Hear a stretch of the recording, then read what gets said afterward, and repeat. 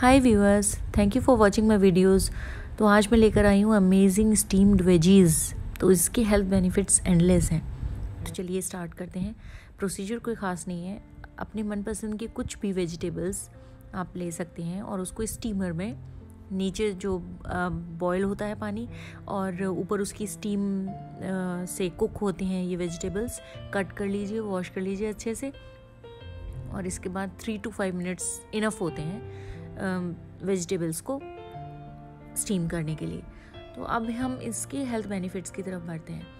तो इनके जो हेल्थ बेनिफिट्स तो बहुत हैं, जैसे कि अगर इनके जो एंटीऑक्सीडेंट्स होते हैं जो फ्रेश वेजिटेबल्स के, वो 90% तक स्टीमिंग से सस्टेन रहते हैं। नहीं तो अगर हम कुक करते हैं तो उसमें इतना ओवर कुक हो जाता है कि वो वैनिश ही हो जाते हैं न्यूट्रिएंट्स।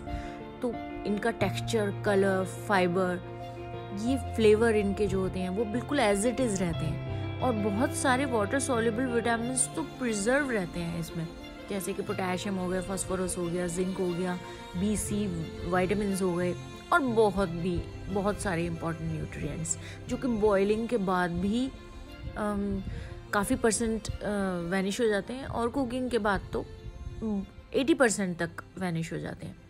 और सेकंड, अगर हम इसमें बेनिफिट देखेंगे तो इसमें ऑयल की रिक्वायरमेंट नहीं रहती है। और आप देखिए ना, जब ऑयल की रिक्वायरमेंट नहीं होगी तो ऑयलिंग से जो नुकसान पहुंचता है हमारी बॉडी को अननेसेसरी, तो वो हमें कम नुकसान होता है, जिससे कि कोलेस्ट्रॉल लेवल भी कम हो जाता है एक तरीके से। और ये चीज़ से हम लोगों के लिए अगर हम देखा जाए तो काफ़ी हद तक कैंसर फाइटिंग कंपाउंड्स भी इसमें रिटेन रहते हैं। जैसे कि कुछ ऐसे होते हैं जिसमें कि एंटी कैंसरस कंपाउंड्स होते हैं, जैसे कि ब्रोकली हो गई, कॉलीफ्लावर हो गई, कैबेज हो गए। तो ये सब चीज़ें जो है, इनको बोलते तो ग्लूकोसिनोलेट्स हैं, लेकिन ये जो हैं ये सब डिस्ट्रॉय हो जाते हैं जब भी कुक होते हैं। तो अगर हम इस पे, क्योंकि हम स्टीमिंग करते हैं लो टेम्परेचर पे, और कुछ माइन्यूट वाटर ही होता है जो जिसके थ्रू स्टीमिंग हो रही होती है, तो ये जो इनके जो मिराकुलस कंपाउंड्स होते हैं वो बिल्कुल रिटेन रहते हैं।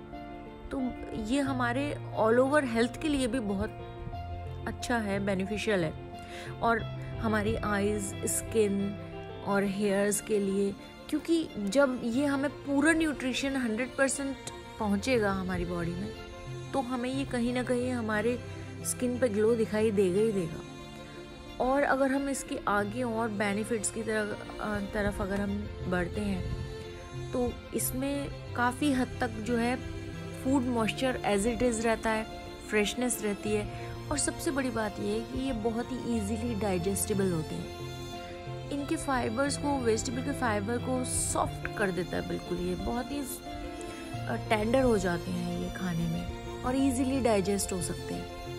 तो इनके मिनरल्स भी रहते हैं, रिटेन न्यूट्रिएंट्स, जितने भी हम लोग विटामिन्स वगैरह। और अगर हमें, जहाँ तक वो खाने की बात है कि हम इसको खाएं किस तरह से, तो खाने की तो बहुत रेसिपीज़ हैं। आप इनको चटनी के साथ खा सकते हैं। मैं थोड़े से आंवला भी ग्रेट कर लेती हूँ, आंवले के साथ खा सकते हैं।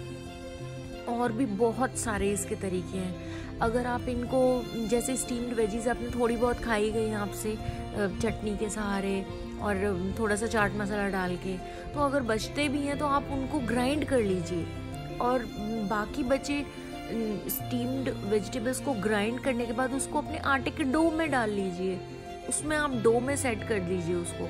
तो उसके साथ क्या होगा कि आप चपातीज़ भी बना सकते हैं, स्टफ्ड पराठे भी बना सकते हैं।